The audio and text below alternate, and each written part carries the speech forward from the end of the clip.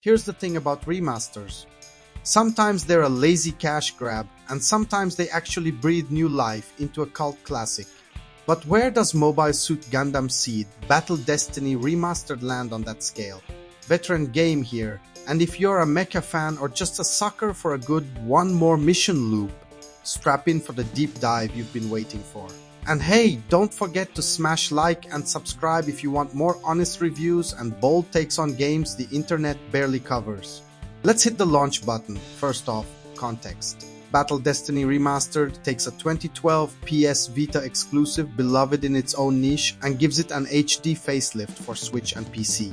It's not a reboot, not a remake, just a classic portable mecha brawler now ready for modern screens and controllers.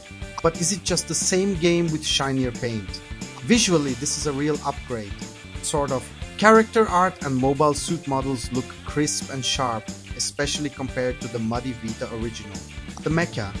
Absolutely the stars, over 100 mobile suits from Seed and Seed Destiny, from iconic Strike and Freedom to all those wikibait side units only the most dedicated fans recognize. These mechs absolutely pop in high res. The environments though.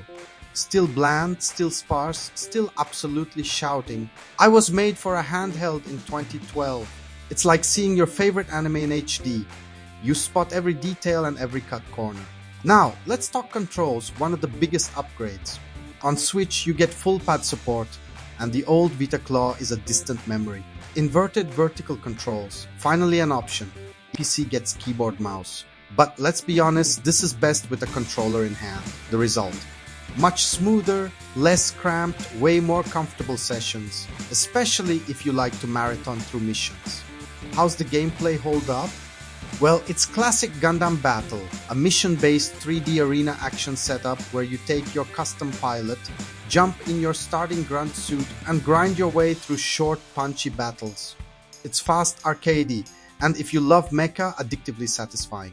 Every completed mission gets tuning points for your suit, boosting its mobility, defense, weapon power, you name it. But the real meat is in GP points. Earned alongside tuning points, they're basically the universal upgrade currency, letting you dump resources into any suit you unlock. Once you land that sweet, top-tier Gundam late in the campaign, you can immediately pump it up and cut through enemies like a hot beam saber through butter. The progression system is deeper than you might expect. You're constantly unlocking new suits, new parts, and customizing your loadouts for different missions. Want to go full melee? There's a build for that. Prefer long-range sniping? The options are here. There's even a free mission mode where you replay old stages for even more resources and challenge. And the branching campaign. Alternate timelines, betrayals, what-if scenarios, fanservice galore. But it's not all glowing beam sabers and victory poses. The big elephant in the room, the lock-on system. Let's be blunt, it's a pain. Even with two selectable types, it just never feels truly responsive, especially in crowded stages or space missions. When the camera's fighting you and you're being swarmed by aces and aerial enemies, things can go from fun to frustrating real quick. It's one of those design relics that a true remake would have fixed. But in a remaster, you're stuck working around it. The game structure is pure old-school portable. Short missions, little narrative handholding, and unless you're already deep into Gundam Seed lore, you'll probably be lost in the cryptic radio chatter and faceless pilots. The story's there, but you're mostly piecing together the big drama on your own. For hardcore fans, that's actually a treat. For newcomers, expect to feel like an anonymous soldier just along for the ride. The voice acting is pure Japanese, and the menu design? Peak mid-2000s anime game, slick blue and a little retro. So who is this remaster for? That's easy, Seed devotees and mecha maniacs.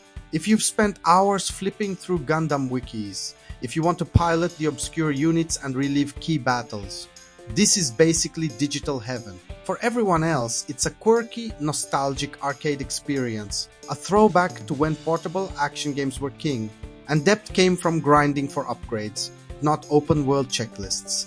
But let's give the game its due. The action is fast and runs at a rock-solid 60 frames per second. The mission variety and challenge will keep you coming back for just one more run. The amount of suits and customization is wild for this price point.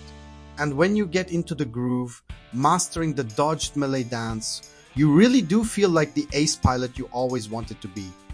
On the flip side, the lock-on will make you swear at your screen, the environments are the definition of bare bones, and if you're not already a Seed believer, the story will barely register. Final verdict. Mobile Suit Gundam Seed Battle Destiny Remastered is an imperfect but sincere gift to fans, a fast, content-rich, nostalgia-soaked brawler that absolutely rewards the faithful. If you can forgive its clunky targeting and dated design, it's a blast. If not, it's at least proof that there's still a place for compact, arcade-style mecha action in a world obsessed with live service and endless open worlds. So what do you think? Does Battle Destiny Remastered live up to your Gundam dreams? Drop your takes in the comments below and tell us what mobile suit you'd put on the cover of your own remaster. For more deep dives, mecha retrospectives, and brutally honest reviews, hit subscribe. This is Veteran Game signing off. Until next mission, keep your beam saber sharp